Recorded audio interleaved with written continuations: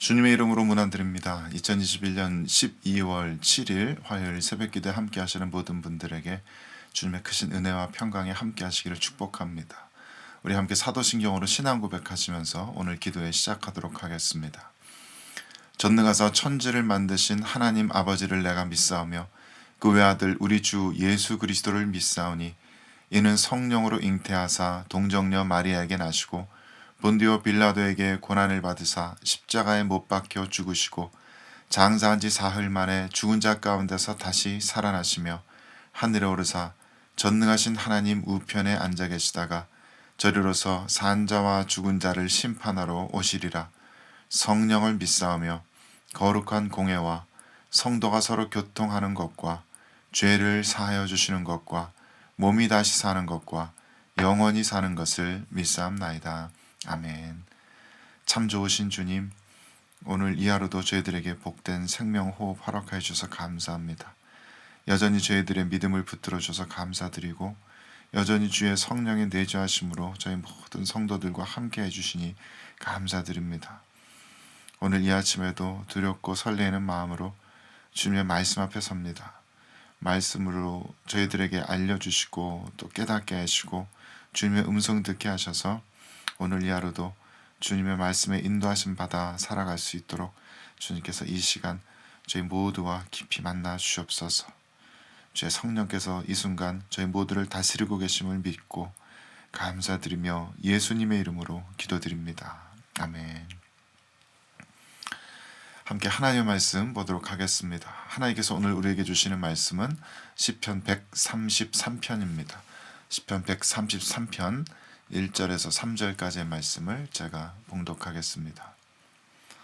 보라, 형제가 연합하여 동거함이 어찌 그리 선하고 아름다운고, 머리에 있는 보배로운 기름이 수염 곧 아론의 수염에 흘러서 그의 옷깃까지 내림 같고, 헐몬의 이슬이 시온의 산들에 내림 같도다. 거기서 여호와께서 복을 명령하셨나니 곧 영생이로다. 아멘. 제가 말씀을 다시 한번 봉독하겠습니다. 보라, 형제가 연합하여 동거함이 어찌 그리 선하고 아름다운고, 머리에 있는 보배로운 기름이 수염 곧 아론의 수염에 흘러서 그의 옷깃까지 내림 같고, 헐몬의 이슬이 시온의 산들에 내림 같도다. 거기서 여호와께서 복을 명령하셨나니 곧 영생이로다. 아멘. 하나님의 말씀입니다.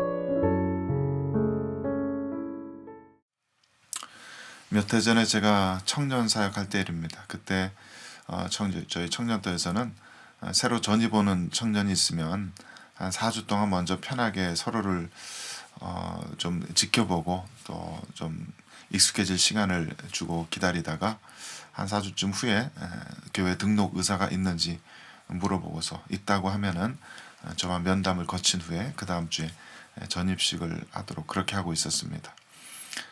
어떤 한 자매가 와서 4주 동안 서로 이렇게 편하게 예배드린 후에 저와 면담을 하는 중에 그 자매에게 이런 신앙적인 질문을 받은 적이 있습니다. 교회를 어렸을 때부터 꽤 오래 다니기는 했지만 사실 아직도 2000년 전에 예수님의 십자가의 죽음이 어떻게 나의 죄와 관련이 되는지, 그 2000년 전에 그분의 돌아가신 것이 어떻게 나의 죄를 용서하시는 것이 되는 것인지 잘 이해가 되지 않는다. 그런 요지의 질문을 하였습니다. 그 친구는 굉장히 미안하다는 듯이 또 민망하다는 듯이 이 질문을 했지만 저는 그 질문이 굉장히 감사했고 또 기쁘기까지 했습니다.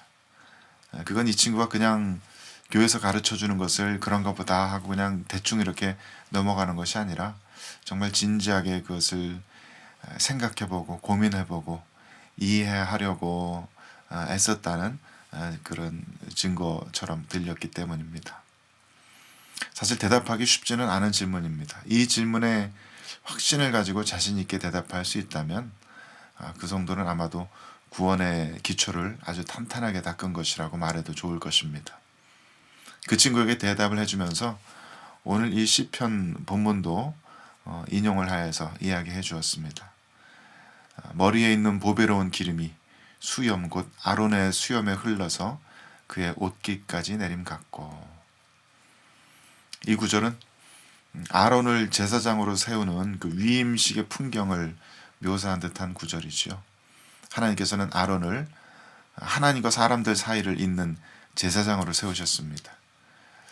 그래서 그로 하여금 온몸을 깨끗이 하고 하나님께서 가르쳐 주신 대로 거룩한 옷을 입고 관유로 거룩한 기름으로 그에게 부어서 그를 제사장으로 세우라고 모세에게 이렇게 명령을 하셨습니다. 이 관유는, 이 거룩한 기름은 아무에게나 부을 수 없는 기름입니다. 아무렇게나 사용할 수 없는 기름입니다. 오직 하나님께서 명하신 대로 제작하여서 하나님께서 명하신 이들을 성별하기 위해서 이 사람은 세상의 그 어떤 사람과도 다른 존재이다 라는 것을 드러내기 위해서 그 사람에게 붓는 그런 기름입니다. 사람뿐만 아니라 성막이나 증거교나 성막의 여러 가지 기구 등 하나님의 성물들을 세상 것들과 구별하기 위해서, 성별하기 위해서 붓는 기름입니다. 그렇게 기름 부음을 받은 사람이나 물건들은 세상의 그 어떤 피조물과도 그 어떤 것과도 완전히 다른, 이것은 하나님께 속한 것이라고 구별되는 그런 성질을 가지게 됩니다. 그래서 이 하나님께서 모든 사람들이 보는 앞에서 이 아론과 또 하나님께 속한 모든 물건들을 그런 식으로 이렇게 표시를 해주시는 것이죠. 그것을 사람들에게 선포해 주시는 것입니다. 그런데 이 관유를 부을 때 그 사람 전체를 거룩하게 하기 위해서 그 사람의 전신에 기름을 바르지는 않습니다. 그저 머리 위에 이 거룩한 기름을 부을 뿐이죠. 제사장을 세울 때도 그렇고 나중에 이스라엘의 왕들을 세울 때도 그렇습니다. 다만 머리 위에 기름을 부을 뿐인데, 그래서 실제로 이 거룩한 기름이 닿은 곳은 이 사람의 머리털 뿐인데 그 기름이 옷깃을 타고 흘러내려서 그 사람 전체가 거룩한 사람이 되었음을 표시해 주게 됩니다. 동일한 원리가 주 예수 그리스도와 우리들 교회 사이에도 존재합니다. 예수님께서는 우리 온 교회의 머리가 되십니다. 창조주 하나님께서는 하나님의 독생자 예수 그리스도를 온 교회의 머리로 세우셨습니다. 그래서 예수님께서 달려 돌아가신 그 십자가 위에는 나사렛 예수, 유대인의 왕이라고 이렇게 쓰여 있었죠. 그래서 예수 그리스도께서 죄인 중에 하나로 여겨지시면서 십자가에 달려 돌아가셨을 때 그것은 모든 유대인들, 그 육적인 유대인들뿐만 아니라 아브라함의 믿음을 공유하는 모든 영적인 유대인들, 저와 여러분을 포함하는 모든 영적인 유대인들까지 그 십자가에서 함께 죄값을 치른 셈이 됩니다. 그분이 우리들의 왕이시기 때문입니다. 예수 그리스도께서 또한 부활로 일어나시고 승천하셔서 영광을 받으셨을 때에는 그건 역시 예수님 개인의 영광이 아니라 그 예수님을 머리로 모시는 우리 온 교회의 영광이 됩니다. 예수님께서 천상의 하나님 아버지께 그렇게 부활 승천으로 다시 영접되시는 것을 보면서 우리는 우리들의 대표자가 하나님께 영접받으신 것을 깨닫습니다. 그리고 그것은 곧 우리들 모두가 하나님께 영접받을 것이라는 것을 알려주는 사건인 것이죠. 예수님께서 모든 죽음의 권세를 깨뜨리시는 것을 보면서 우리는 우리들의 머리 되신 주님께서 저렇게 죽음에서 일어나셨으니까 우리도 이제 아무도 죽음의 권세에 붙들리지 않은 채 우리에게 그 죽음의 권세가 더 이상 역사하지 못하게 될 것이라는 것을 깨닫게 됩니다. 예수님께서 부활하셨을 때 우리 모두가 죽음의 권세를 이긴 것입니다. 그것을 신학적인 용어로 하자면 대표성의 원리라고 하죠. 이 대표성의 원리는 우리들 가정에서도 동일하게 드러납니다. 가정은 하나님께서 특별하게 세우시는 구원의 예표이기 때문입니다. 예를 들어서 제가 신학교를 나오고 목사고시를 보고 또 논문과 설교를 제출하고 여러 번 인터뷰를 받은 후에 드디어 목사로 안수를 받게 되었습니다. 그날로부터 제 아내는 자연스럽게 다른 사람들로부터 목사 사모가 됩니다. 사람들이 자연스럽게 제 집사람을 사모님이라고 이렇게 불러줍니다. 목사 사모라는 어떤 교회 특별한 직분이 있는 것도 아니고 성경에 그런 직분이 있는 것도 아니지만 모든 성도분들이 목사님들을 어너링하는 마음으로 그 목사님들의 아내분들까지 그렇게 어너링 해주시는 것이죠. 또 이민자들이 캐나다에 이민 와서 시민권 취득할 때도 동일한 원리가 적용됩니다. 저와 제 아내가 시험권을 따진 한 5, 6년 정도 된 것 같은데요. 저는 캐나다 시민권 시험이 쉽다고 얘기들을 많이 들어서 그냥 뭐 운전면허 시험 정도 수준인가 보다 생각하고 그렇게 별로 공부도 하지 않았습니다. 책 뭐 한두 번만 이렇게 보고서 시민권 시험 보러 갔다가 문제지 받아들고 깜짝 놀랐습니다. 너무 듣도 보도 못한 문제들이 나와서 시험 치르면서도 야 이거 잘하면 떨어지겠다 싶더라고요. 나중에 보니까 간신히 커트라인 넘겨서 합격은 했습니다만은 어쨌든 제가 나름대로 그렇게 좀 고생을 해서 시민권을 취득하게 되니까 저희 자녀들은 자동으로 캐나다 시민권자가 됩니다.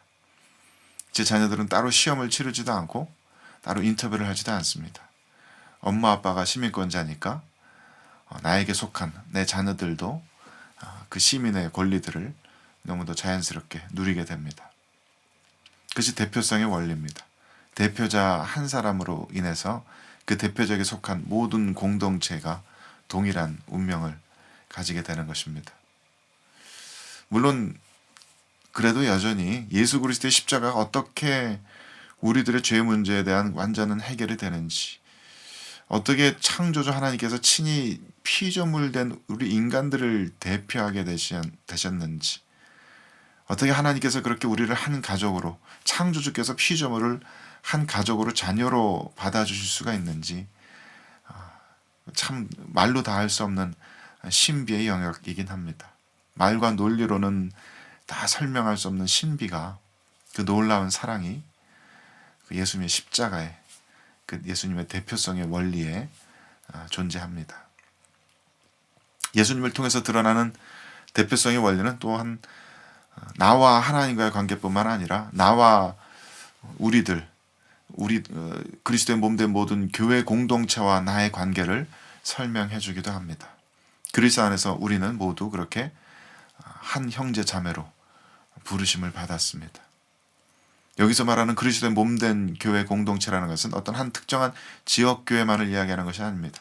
무슨 본교회, 무슨 미랄교회, 큰빛교회만을 얘기하는 것이 아니라 그 모든 교회들을 포함하는 우주적 교회를 말합니다.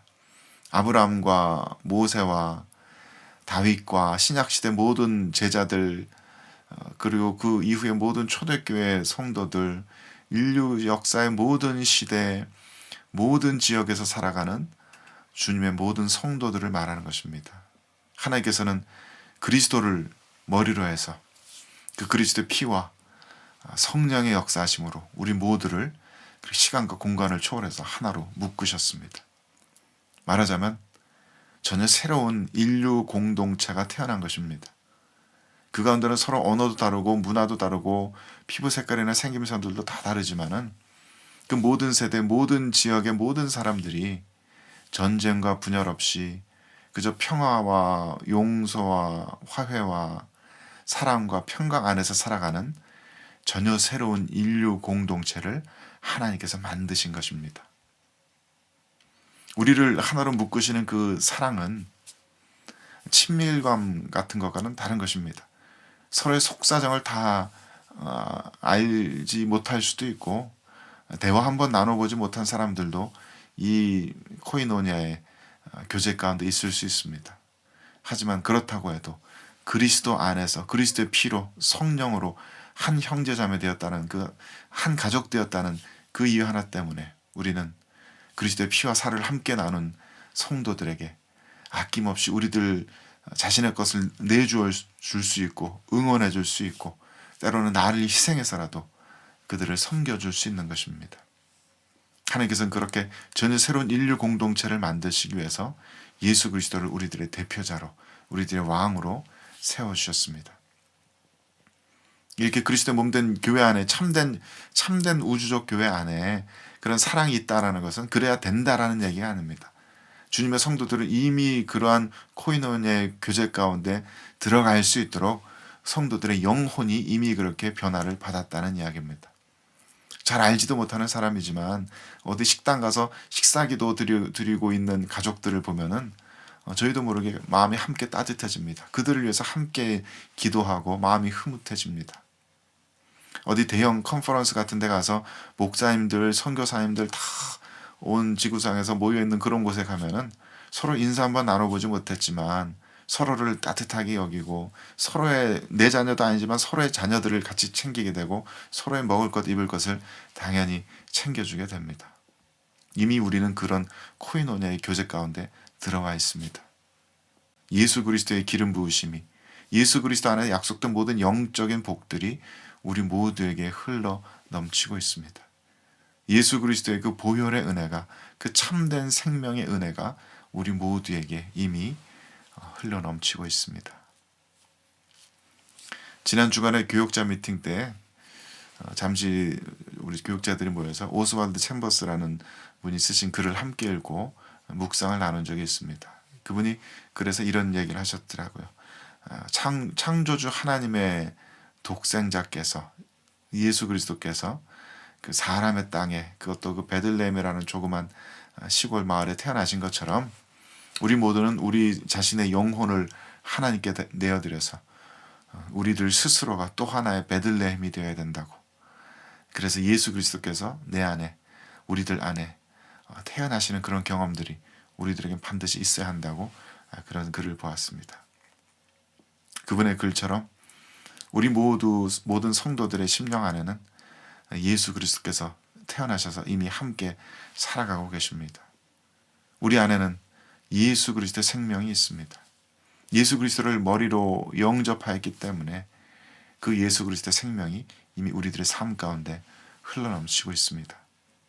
나뿐만 아니라 이 시대 동시대를 살아가는 모든 그리스도의 몸된 교회의 그 모든 성도들의 수십억의 영혼 안에 예수 그리스도의 생명이 함께 살아가고 있습니다. 주님의 기름 부으심과 그 보혈의 은혜와 그 영원한 생명이 우리들 모두에게 부어진 바 되었습니다. 얼마나 놀랍고 신비한 은혜인지 모르겠습니다. 우리들과 같이 무가치한 죄인들에게 이 놀라운 은혜를 베푸신 주님을 찬양합니다. 오늘 하루도 그 주님의 놀라우신 은혜 안에서 서로 하나 되어서 마음껏 행복과 기쁨과 모든 영적인 복들을 나누며 살아갈 수 있는 우리 모두가 되기를 우리 주 예수 그리스도의 이름으로 간절히 축원드립니다. 함께 기도하시겠습니다. 거룩하신 주님, 주 예수 그리스도를 하나님의 독생자를 저희들의 머리로 저희들의 대표자로 삼아주셔서 예수 그리스도 안에 있는 모든 영적인 복들을 우리 모두가 함께 누리게 하시니 감사드립니다. 우리들에게 새 가족을 주시고 새 인류 공동체를 주셔서 그 복되고 영광스러운 공동체 안에서 그 공동체와 함께 살아가게 하심을 감사드립니다. 이 놀라운 구속의 은총을 잊지 않고 오늘 하루도 그 사랑과 은혜를 베풀고 선포하고 전하며 살아갈 수 있도록 저희 모두의 앞길을 인도하여 주옵소서. 세상이 너무나 개인주의적으로 흩어지고 또 분열되고 이기적인 욕망들만을 가지고 살아가는 이때 저희들 모두가 예수 그리스도 안에서 하나 되어서 하나님의 사랑을, 하나님의 생명을 마음껏 누리며 전하며 살아갈 수 있도록 주여 저희 모두와 함께하여 주옵소서. 감사와 찬양을 드리며 우리 구주 예수 그리스도의 이름으로 기도드립니다. 아멘. 하늘에 계신 우리 아버지여, 이름이 거룩히 여김을 받으시오며 나라가 임하시오며 뜻이 하늘에서 이루어진 것 같이 땅에서도 이루어지이다. 오늘 우리에게 일용할 양식을 주시옵고 우리가 우리에게 죄 지은 자를 사하여 준 것 같이 우리 죄를 사하여 주옵고 우리를 시험에 들게 하지 마시옵고 다만 악에서 구하시옵소서. 나라와 권사와 영광이 아버지께 영원히 있사옵나이다. 아멘.